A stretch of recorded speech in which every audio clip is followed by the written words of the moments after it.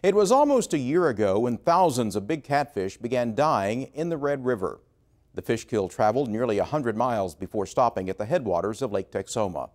Now the same thing is happening again, and despite multiple government agencies looking for the cause, what's killing the big catfish remains a mystery.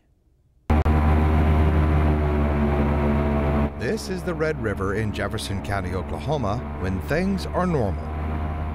This is the Red River in Jefferson County now, with an estimated 500 dead flatheads and blue catfish, along with a few buffalo and carp. This latest fish kill began in mid-June, about 3 weeks short of the one-year anniversary of last year's fish kill that left more than 5,000 catfish dead. In March, we reported the lack of a cause for the fish kill over the 4th of July holiday weekend in 2011, but at the time, the Environmental Protection Agency did have a suspect. Heavy metals remain suspect in the cause of the fish kill. What is undetermined is the source of the contamination. Now, 3 months later, the EPA says a new suspect has emerged. The agency says it believes a naturally occurring toxin from mold called mycotoxin may have been a potential cause of those events. Skylar McElhaney is spokeswoman for the Oklahoma Department of Environmental Quality. We don't know very much about the mycotoxin. We know that EPA has identified it as a potential cause, but as far as how it got there or what kind of mycotoxin, we have not heard. Mycotoxins come in various forms, from a fungus that grows on corn and other plants that are largely used to feed livestock. Patrick Stewart runs a farming and cattle operation in Jefferson County and spends a lot of time on the Red River. What I know about mycotoxins is you have to have a big supply of organic material to produce the fungi that makes the mycotoxin. And I didn't see any hay, I didn't see any fodder, I didn't see anywhere anybody had put anything in the river that could produce enough mycotoxin to do what's been done there. Lyndall Van Buskirk runs a fertilizer business in Ringling and a large cattle operation. He also doubts the mycotoxin theory and expects enough time has passed and enough fish have died that by now the cause of this mysterious fish kill should be known. I think that somebody probably knows what's happening, and I think if they're covering it up, that needs to be uncovered.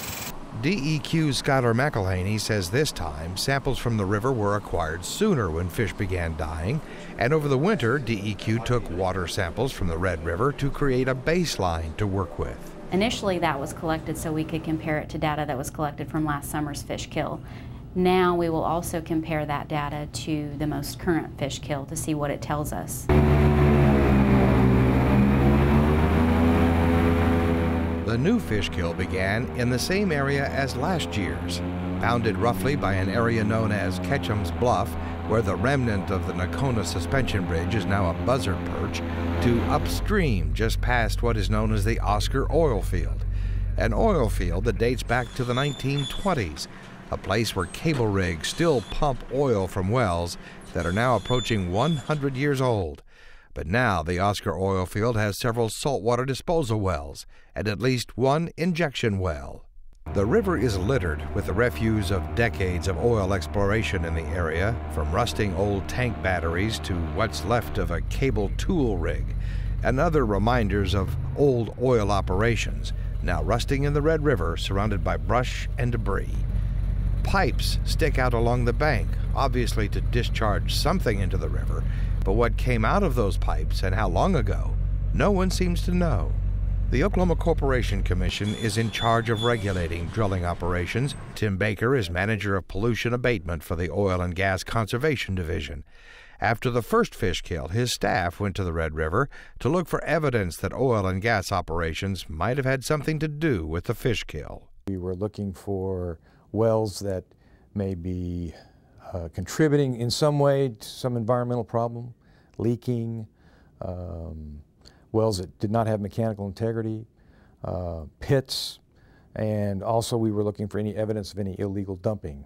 Baker says they did not find any evidence of anything coming from the oil field that could have killed the fish. Some commission staffers are back in the area now, looking once again. We will continue to survey the area, looking for anything we may have missed, But at this point in time, we've not found anything that would be contributing to the environmental problem that we're looking at. The Red River is salty, and in energy exploration in Oklahoma, wherever you find oil or gas, you also find lots of salt water. Our number one pollutant is salt water. In just about every field in Oklahoma, we produce several times more barrels of water, salt water, than we do oil.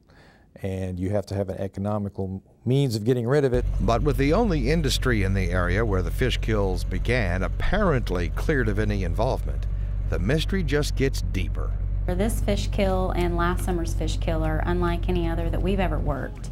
And we just haven't been able to find the cause from these two fish kills. And that makes them a little bit out of the ordinary. Actually, it makes them a lot out of the ordinary. Lyndall Van Buskirk says an answer needs to be found before big parts of the Red River simply go dead. If this rocks long another 2 or 3 years, they won't have to worry about it killing the fish. Hell, they'll have them all killed. Patrick Stewart says there's another concern no one is yet addressing. And I wonder, you know, are we just overlooking something that's maybe going to affect people, you know, down the road? I mean, so far as we know, nobody's been affected by it. But, you know, what's going to happen 8 or 10 years down the road? This year's fish kill again affected large catfish, most ranging from 20 to 60 pounds. But while last year's kill kept going, this year's kill went from the Ketchum's Bluff area to the other side of the Oscar oil field and stopped. It picked up again in the area of the Highway 89 bridge near Courtney and then stopped again. For now, the EPA says it will release an interim report on the fish kills in a few days.